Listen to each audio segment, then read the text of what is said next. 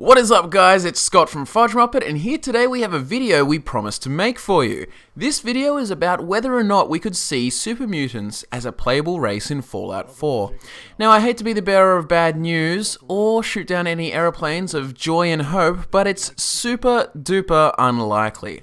While it could be cool and it could work stats wise and combat wise, etc., I have a hard time seeing Super Mutants implemented as playable characters. It provides too many problems that outweigh the pros. Anyways, let's discuss. First off, for those of you who don't know what a Super Mutant is, I don't know why you're watching this video, but anyway, I will show you a definition from the wiki. Super mutants are mutated humans, products of infection by the forced evolutionary virus. They are much taller, bulkier, and muscular than pure strain humans, and have mostly green, grey, or yellowish skin. They are immune to disease and radiation, and are gifted with superhuman strength and endurance. Although they are completely sterile, the rapid regeneration of their cells caused by the FEV makes them virtually biological immortal, but not immune from death or injury. A super mutant would be much larger, stronger, and if first generation mutant, much smarter, like Marcus in Jacobstown. This would be a huge advantage stats wise, but super mutants are severely frowned upon. Most are shot on sight, and people refuse to talk to them. Sure, some communities allow and welcome them, but not many. You could say that's the consequence of playing a mutant. Fair enough, and I would see that working. If you could pick a super mutant as a race in Fallout New Vegas, you could not complete the NCR or Caesar's Legion main questline, or you might not even be able to gain entry into the strip, barring the player from the majority of quest content. Of course there could be a super mutant faction or something in Fallout 4, but still the wealth of content wouldn't be accessible to a super mutant because of prejudice. You also have to consider armor. Unlike ghouls, they would have completely different armors to humans.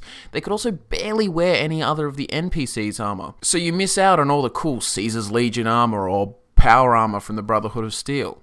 They could always make a range of super mutant armors, but it would be a small amount by comparison to humanoid armor choice range. Another quick point, which is a positive, size is no way an issue. Lily the Companion in New Vegas could go everywhere and fit everywhere, so why couldn't a super mutant as a player character go everywhere? Ultimately, we aren't saying in any way that playable super mutants aren't possible, we're just unsure whether Bethesda would deem them worth it, as so much of the world would have to react so differently to you, and Bethesda would have to create a huge amount of content to make playing a super mutant worth it.